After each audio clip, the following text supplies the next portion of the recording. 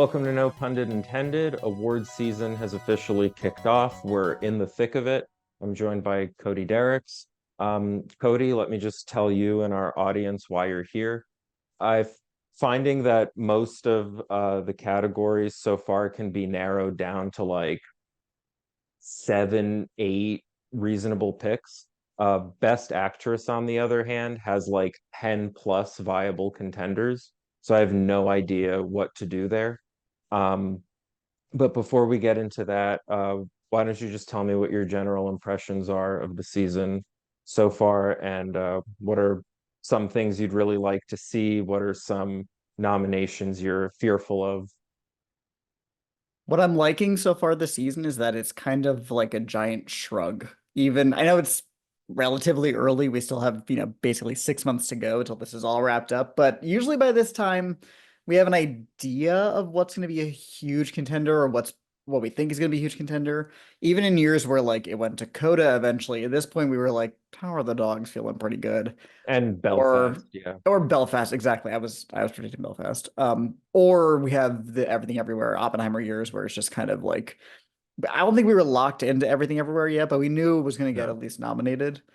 Uh, but this year I'm like, I don't know. I don't know what's going on. I don't have there is, I think, reasonably, like, to your point, 5 to 8 films that could even win Best Picture at this point. And then like trickling on down, that kind of affects the other categories as well.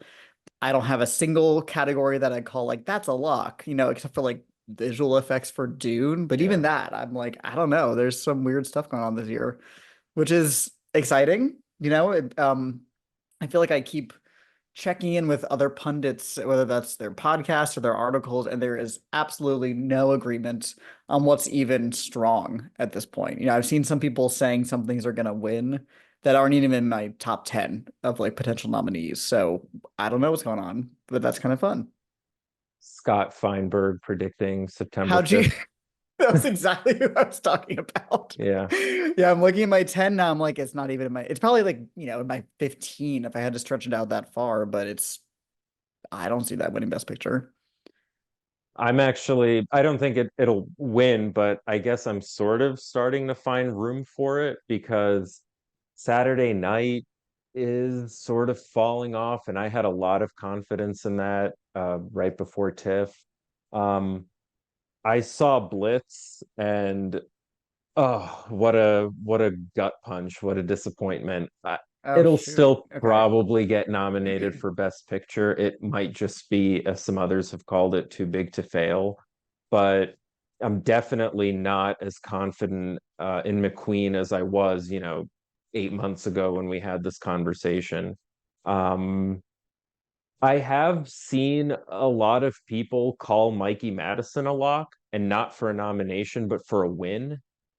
And I'm having some trouble seeing that, especially because I keep kind of looking at her like the Alana Haim of this year and thinking that, with Licorice Pizza, even with something like Triangle of Sadness, we thought, well, if you love the movie enough to not, vote for it in picture or director, then obviously you're going to also have the star of it come along for the ride. So in 2022, if you told me that like Triangle of Sadness was in for picture and director, I'd be like, oh, okay, well, then I don't even have to scroll down and look at Best Supporting Actress because obviously Dolly De Leon is there. She was Exactly. a really good bet even without the movie getting in.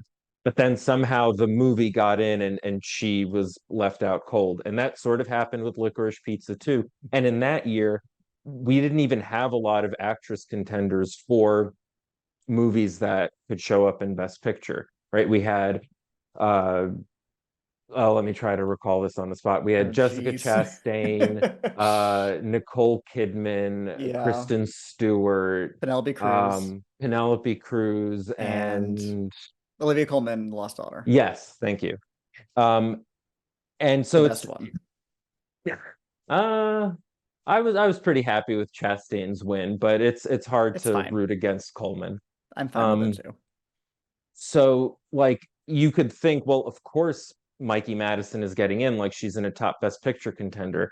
And it was like, well, in that year, right, there was we didn't even have much competition from other Best Picture contenders, and still somehow we couldn't find any room for Alana Haim, even though Licorice Pizza was obviously a stronger movie than all the other ones we just mentioned. Or even Amelia Jones for Coda, which won Best Picture. And she had a BAFTA Yeah, nomination. She was like vaguely in the conversation, but it just didn't that I happen. can sort of chalk up to like timing a little bit. Yeah, And but in this case, I mean, Anora's not going to suffer from underexposure. right. It's that thing where people are always like, Coda doesn't get in a year of five, which I think I agree with. And if it gets nominations 2 weeks later, it gets like double the nominations, which I think I also agree with. So it is about timing. And to your point, I think Anora right now is in a really good spot. It is my best picture winner prediction, but that's kind of like for lack of any other significant options or really wanting to nail myself down to anything. I also have a winning screenplay, which feels like that could maintain. I could see that kind of being consistent and being the place to reward Sean Baker because I don't see him winning director. Um, even if Anora wins Best Picture. Weirdly enough, also warming up to Anora winning Best Picture just because no one seems to hate it. It's like you look at everyone rank their top festival titles, and like the first three slots or so go to movies that aren't coming near Best Picture, like April or I don't know, The Seat of the Sacred Fig. Once you get past those sort of niche titles, Honora is the first like mainstream pick that everyone makes, right? Before The Brutalist, before uh Blitz, or I don't know, like Dune. I mean, sure. Yeah, I'm just yeah. thinking like what else has come out at the festivals that could have really like overtaken what like people aren't even ranking Emilia Perez ahead of it. Like in their personal sort of letterboxed rankings, it seems like as soon as you get past the really like artsy, relatively inaccessible titles, it's Honora. So that's why I keep feeling like it's just going to be a consensus crowd pleasing pick. And having seen the movie, I'm not sure it's as abrasive as I thought it would be going into it. It is pretty audience friendly, even though you Okay. keep seeing people claim that it's taking these really bold narrative swings, and I'm not so sure I agree with that. I also think, and I'm not saying we need to discount the idea of like what an Academy voter is, but I think we can maybe move a little bit away from like this movie is just not going to appeal to like a huge percentage of the Academy. I don't know if that's necessarily the case. In fact, I think the like younger international block, which we now know outweighs the old guard in terms of Academy membership, could appreciate that about this film. And I haven't seen it yet, but if to your point, it's really not as like abrasive or audience unfriendly as some people have been saying or fearing based on the subject matter and content, then I feel I don't want to say I feel good about predicting it to win Best Picture. It's October, and this is the most unpredictable Oscar season we've had since I don't know, 2018 maybe. But yeah, I mean, I also have 2019 maybe as 20 well, even though sure. by this point even though we weren't correct in what would win Best Picture, we did have very clear ideas like Once Yes. Upon a Time in Hollywood, Irishman. So Yep, I had Hollywood for a while until it was like, I guess I have to predict 1917, and then it ended up being a surprise, even though it didn't feel like it was going to be. But regardless, I also like I how do you feel about the Brutalist chances? Because I have it winning Best Director, and it's my second place choice for Best Picture right now. I also have Brady Corbet winning Best Director. Um, this kind of goes back to a conversation you and I have had about Oppenheimer. Like, you don't always like usually when there's a picture director split, right? Picture goes to the tech juggernaut, and or so, no, excuse me, blah, other way around. Director goes to the tech juggernaut, picture goes to, the Coda, Green Book, Argo sort of thing. And but with Oppenheimer, you saw that like, but what if the tech juggernaut is also really accessible and crowd pleasing? And I don't know, like The Brutalist isn't, the power of the dog. It's not hold. I don't think people are going to walk away with it unsure of what to make of the proceedings. But I also don't think it's a blockbuster like Oppenheimer. Like people are going to, they're still going to receive it as, like a high art film. Um, I really just, I guess I have to see how the season unfolds. It's probably also my like number two or three for picture. Weirdly enough, I haven't given up on Sing Sing because when we spoke earlier this year, I was like, I just don't see. I think Sing Sing feels a little too small, and also it's kind of weird to position it as the indie underdog when it's the front runner in like May and June. Like you can't go into the season a presumed front runner and be considered an underdog. But now with everything that's happening, it almost actually kind of seems like it's being positioned to be that like little indie that we all kind of thought it was earlier in the year. Um, yeah, I don't know. Now that everyone's backed off of Sing Sing, I'm like, crap. I don't know. Maybe you can just swing back to that. I really don't know. But The Brutalist is definitely in like the top three. I think my thinking at the moment is like Anora, Sing Sing, The Brutalist. I strongly believe it'll be one of those, and I've totally given up on Saturday Night. Oh yeah, I'm Saturday Night and Joker are two movies that the second they started to get some early reactions, and especially with Joker, the box office came in, I just yanked it out of all my predictions. I don't even have Saturday Night in screenplay right now, which feels kind of crazy given the type of movie it is, but after seeing it myself and seeing the reaction, I just don't think Oscar voters are gonna care. At best, I think it's like it gets a single Globe comedy nomination from all those TV voters or whatever, or a SAG ensemble for the same reason. Yeah, I would love to see it contend for some text, but I think like the holdovers, it's just going to be written off as like even though the holdovers did get an editing nom, but I mean, I think the holdovers would have been worthy in like production design, maybe cinematography, at least to be in the conversation. And because it's a crowd pleaser and it's from a director who isn't considered an auteur, it just wasn't really seen as like a, a tech player.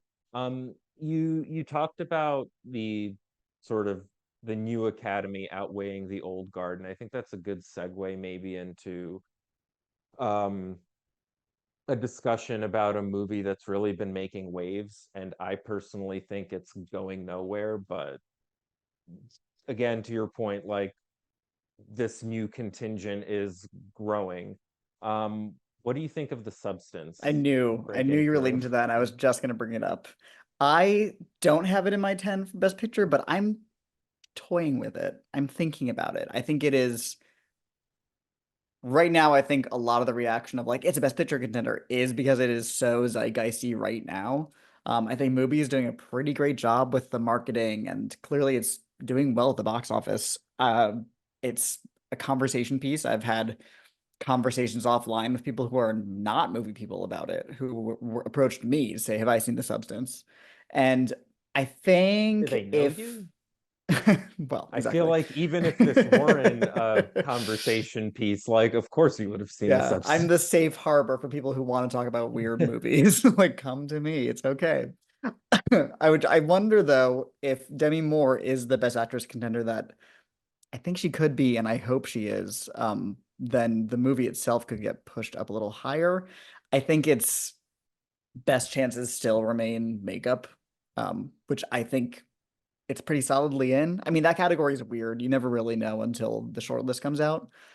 But to your point, actress is so crowded. She's my number six right now. Um, Wow. and is that a wow because it's high or low?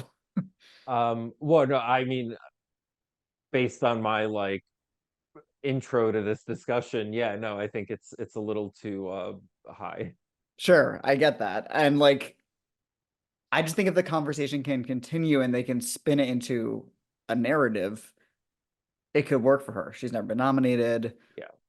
whatever. So it's tough though because I'm looking at the five I have above her and I'm like, ugh, which for the record is Angelina still have a number one, just kind of until proven otherwise. then Mikey Madison, Marianne Jean-Baptiste for Hard Truths, Saoirse for The Outrun, and Carla Sofia Gascon for Amelia Perez. And those five feel pretty unmovable to me right now, at least. I don't even know. Like, Nick Carla is my number five, but I don't even know if she's the weakest of that five, if that makes sense. So, I think she's pretty safely in. yeah, I also I have, have all of those people and others above more. sure, yeah. And then like below her, I have Nicole Kidman and Baby Girl, who some people are really confident in. I do not really see it, but it's Nicole Kidman, so she's in the conversation. Amy Adams for Night Bitch, I think is really not going to happen. But again, there's people Okay, who seem to feel otherwise. You. whatever. I'm no uh, longer convinced she's winning, but no. I think she's safely in there. I mean, I don't know. Maybe I'm being lazy, but Mariel Heller has a really good track record, and I don't know. There's just something about a hammy Searchlight title in this kind of year. We've already talked about it, but like weirdly enough, you could kind of like list the top contenders this year and the contenders from 2021, and it's just like weird similarities. Yeah. We also have other actress contenders. We have a movie from Almodovar. I think Tilda Hmm. Swinton is a pretty safe bet.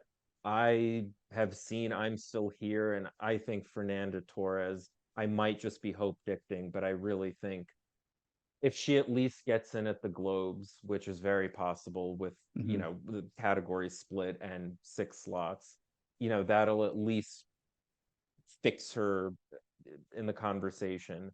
Um, yeah, you mentioned Saoirse Ronan for The Outrun. I think she's just getting like awesome press, and there's a good chance that'll happen.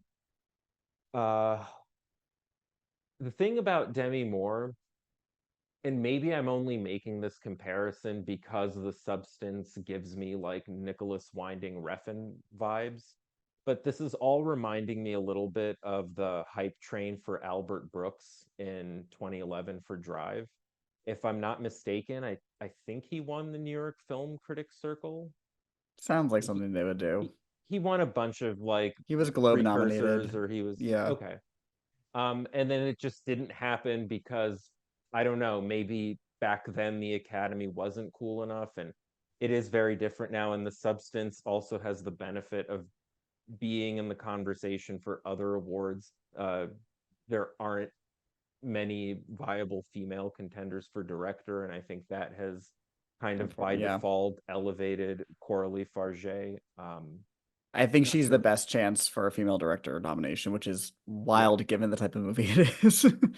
So because of that, more probably has a better, because of that and the changing academy, more probably has a better shot than Brooks did in 2011.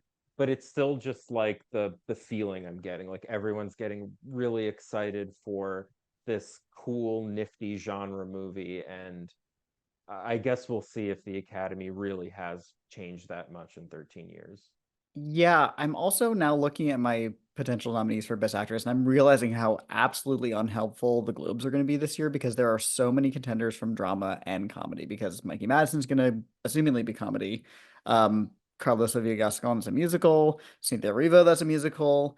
You could say Night Bitch is maybe a comedy, I imagine. I could even see a world where they push The Substance as a comedy. It could happen as a Yeah. kind of black satirical comedy. So there's a very good chance that like all five contenders in all 10 contenders at the Globes are all reasonable Oscar contenders. There's not filler this year from like a random comedy or something, which is going to be tough to make it, for us predictors. Yeah, that's the category I'm struggling with the most. Uh, what are what are some other what else are you Yeah, sensing? let's see. You know, I don't really know what to do about Best Actor. I have a pretty solid top four that I don't think is going to be moving anywhere unless a complete unknown is really just a nothing. Um, but I think Adrian Brody, Ray Fiennes, and Coleman Domingo are pretty solidly in there. And then I don't know about the fifth slot. Like there's Daniel Craig, but that movie could be an absolute nothing. There's Sebastian Stan for The Apprentice, but that movie just flopped this past weekend. I don't think, especially if the election goes a certain way, we're going to be wanting to nominate that. Yeah, Um, and then I don't know, there's like Paul Mescal, Gladiator, I Nicholas really Holt, don't and Juror believe number in two, if that's anything. I I don't really know. don't believe in Paul Mescal being a thing. I don't either. I have the same four you do, maybe in a different order. I have Chalamet in first, Me too, still. then Brody, Domingo, uh, or no, Fines, then Domingo, and then yeah, I have Daniel Craig. I think it's just Okay, we have the same he exact top five in the same order. he has the narrative. It's the kind of performance I think someone gives when they want to distance themselves from a franchise or from a certain image that maybe the public has of them. I keep thinking that, like, even though we actually have a Pablo Larraín movie in the running this year, I keep thinking that Craig is going to be our Kristen Stewart, and Okay. that he'll like miss a SAG nomination and like just barely get in for the Oscar. But I'm feeling pretty confident in him. I didn't love the performance, but I still think on paper it does what it needs to.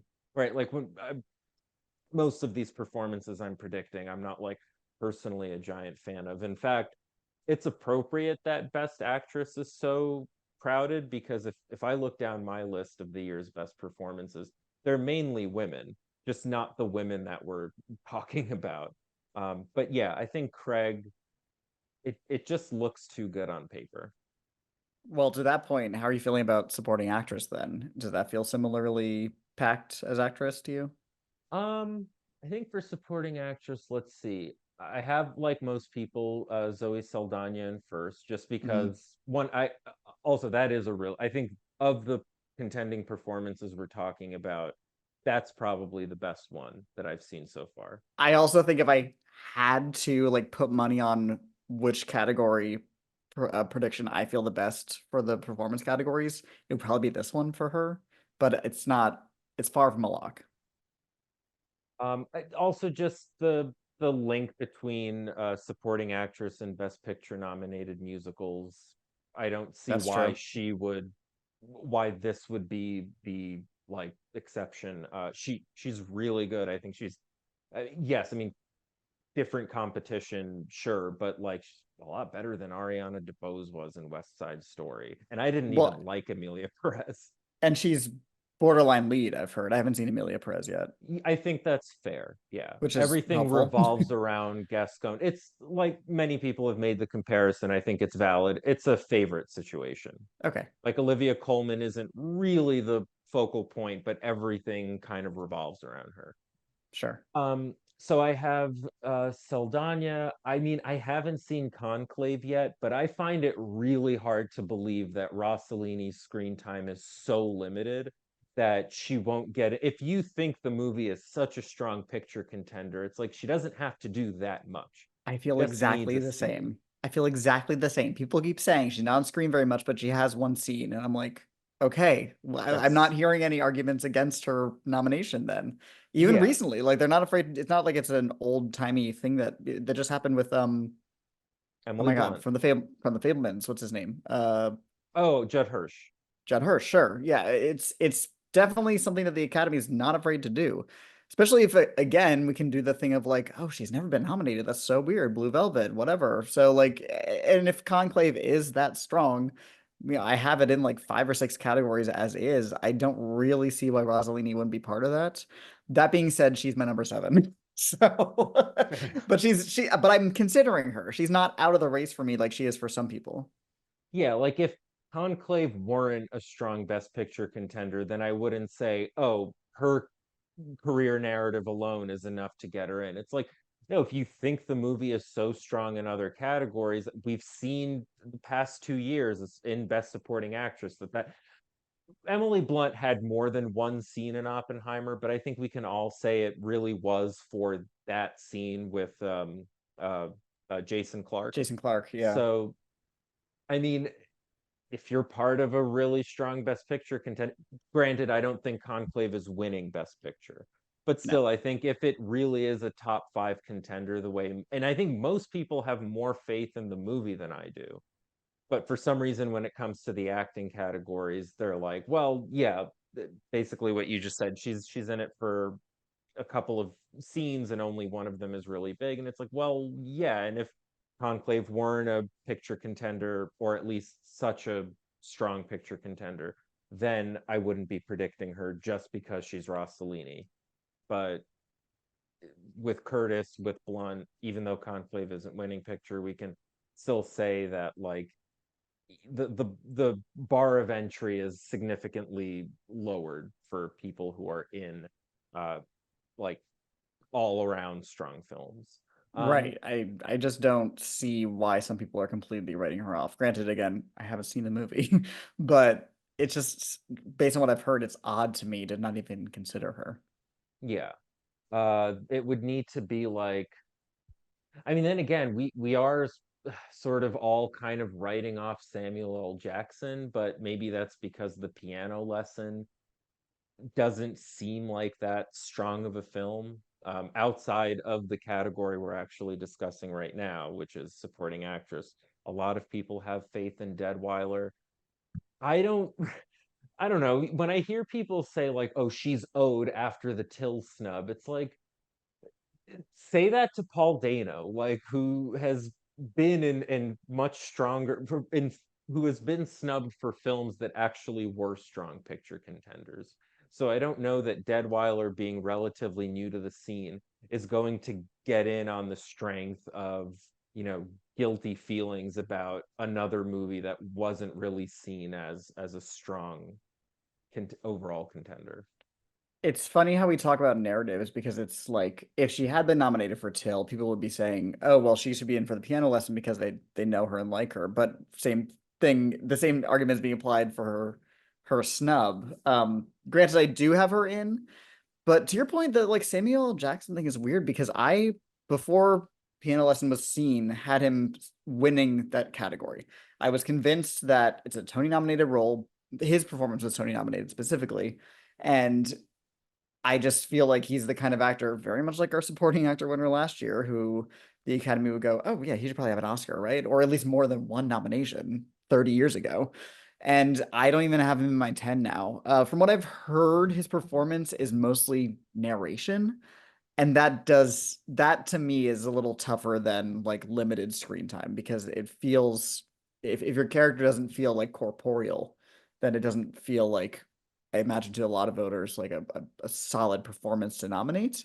But again, I haven't seen it yet. I do think Ray Fisher doesn't stand an impossible chance of getting nominated for that same movie. But again, if that's the only two places I have the piano lesson, which is all I have it in, I think I have it floating around somewhere in the adapted screenplay. I don't feel too good about that in general. But those August Wilson Netflix movies do get nominations. So Yes. Um, so you asked me how I feel about supporting actresses, and is it similarly packed? I guess that there are a lot of names floating around. I just don't have that much faith in them. Whereas with Best Actress, I do find that like all of these different people, I can see a world in which like a set of five is made from, you know, someone I currently have in like 11th and someone I currently have in second. There's just a lot of permutations there. Um, Whereas like Best Actor, you know, the four is pretty much set. And then maybe if it's not Craig, I don't know, maybe John David Washington, speaking of the piano lesson. I know people don't really love him, but I don't know. I guess I can see him just getting in because it's a weak year. And if Weir really turns people off, I'm not sure. I don't really believe in it, but I've also heard lots of good things about him. I've also heard lots of bad things about him, which isn't right, surprising because he generally isn't. I think he gets dogged on a little too unfairly. I actually he's had a fine. conversation. I thought he was good in Tenet. Yeah, I thought he me too. totally did what he was supposed to do in that movie. It's like it was supposed to be Christopher Nolan's sci-fi take on James Bond, and I thought he did a very cool, sleek, James Bond impersonation. Oh, we haven't mentioned Saoirse Ronan, I think is safely in for Blitz, Yes, and I do too. maybe like if something weird happens and Saldana is no longer a front runner, maybe it can be Ronan. I think it'd be pretty weird if she ends up getting her first win for a movie that dramatizes the same event that was so critical to the movie that got her first nomination, the Balham tube state, however it's Yeah, the on evacuation. Wikipedia. Uh-huh. Yeah. Yeah, like that specific train station being bombed. Um, be like a nice full circle moment for her. Also, very possible that both Chalamet and Ronan will be first time winners this year, which True. That'd be would be pretty adorable. cool.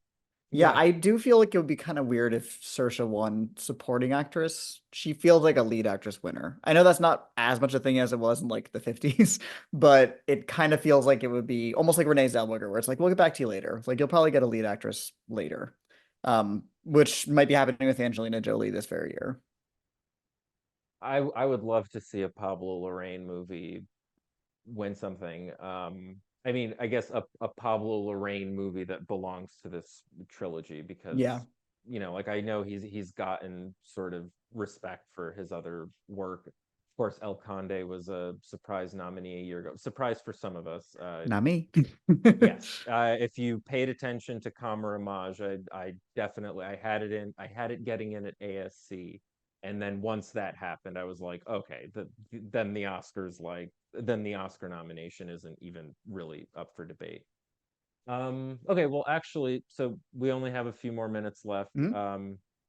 Why don't we talk about cinematography? That's my favorite Sure. category, and Love it. we've had good chats about it in the past.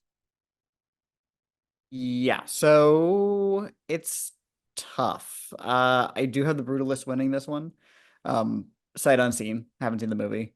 I have Dune solidly in there, and then it's like, hmm, Nosferatu, maybe. Uh, I know uh, were high on Nosferatu's chances in other categories earlier in the season, but um, I don't know. Is it the same cinematographer as The Lighthouse? I'm Let me not let me let sure. me take a look. Let's just look real fast. Um, but everything they've been saying about how they filmed that movie and if it is a contender, I have it somewhere in my Best Picture contenders longer list, as a possibility. Even if I don't feel super great about it. But I think that specific element, it is the same cinematographer. So it's the same guy who got nominated for The Lighthouse. So that's good. Um, and then I have Maria and Amelia Perez with like So I Conclave and had Blitz Emilia somewhere around there. Perez and took it out after seeing the movie. Okay. It's just one, sometimes I'll keep a prediction in even if I don't really agree with it, but I can like sort of see how people are going to get on that wavelength. I really after I had Emilia Perez in, and then after seeing it, I was like, no way this cracks the cinematography lineup. Maybe, sure, editing and uh, I don't really think costumes is viable, but like, yes, it does have some memorable outfits. I'm not totally writing that off, but for cinematography, I just don't see it happening. Yeah, Like, I that don't know how happens to when you see a explain it. movie. It's Yeah. just, No, I get yeah. it. Um, The same way I saw Nightmare Alley and I was like, that's getting nominated for cinematography. There's just no way they're not going for that. yeah, And with Emilia Perez, I'm kind of having the opposite vibe. I get that. There's also Blitz. How is Blitz's cinematography?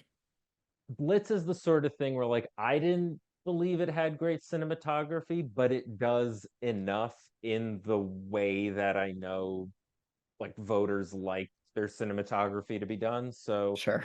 I'm not writing Blitz off. I it'd be a pretty like boring nomination. I guess you can sort of say it would be like Maestro, even though I think Maestro was pretty well shot, but it was the Maestro least interesting contender of that set. would have got my vote, even though I didn't like the movie. Okay. Um, I guess I probably would. Actually, oh God, I'm so sorry. I think Oppenheimer actually had the least interesting cinematography of Hmm. that set. My apologies. Apologies to Oppenheimer. even though it won. Yeah, no, but I think like Poor Things, um, El Conde, El Conde was my number 5. Kind of they by were default, but I still liked better it. looking films. Um, okay, so So what's this your year winner for at this point? same, Brutalist? yeah. Yeah. And then I have Dune. So I think you said Brutalist, then Dune, right? Yep. I have those same two. Nosferatu is my 5, which I put back in after seeing Emilia Perez. I do have Blitzen.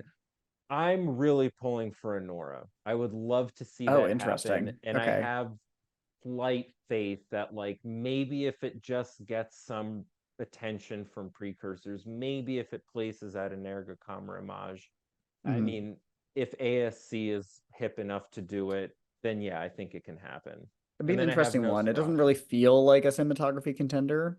Like, It's very if we're going by just contemporary. Yeah. feeling, exactly. And I see that doing well in editing from what I've heard about it. But if it's a huge contender, it could like almost like Tar, it could like roll itself into there. That's actually what I was sort of thinking about. Like, yes, it is contemporary, but there's just a very like confident style. And I Yeah. think I'm waiting for, it's actually interesting. I think that year, um, Tar did not get an ASC nomination. No, because And the I big was thing that year was Top Gun missed, and it was like nobody was expecting that to miss at that point. right. And also ASC went for like Batman and Empire of Light. Empire of Yeah. Light eventually translated, but I remember predicting Tar for ASC and thinking like if it gets in there, then yeah, it's definitely in at the Oscars. And then it missed out at ASC, and I didn't not predict it for the Oscars, and then it actually got in there. I'm I feel like ASC will nominate Anora, but That makes I a lot don't of know. sense for ASC. Yeah. I would love to see it happen. I think it's like one of the nominations I'm sort of most passionate about seeing. And I didn't have a ton of faith in Maria, but actually now I'm just everything I've heard, and it's going to be like a centerpiece screening at Camarage. Mhm. They like Edward Lackman, so yeah, I don't know. Maybe I can see that being stronger than like Jackie or Spencer. Do you want to like close out now? Yeah. Okay. So, follow me everywhere. Cody Mounts 91, Next Best Picture, etc.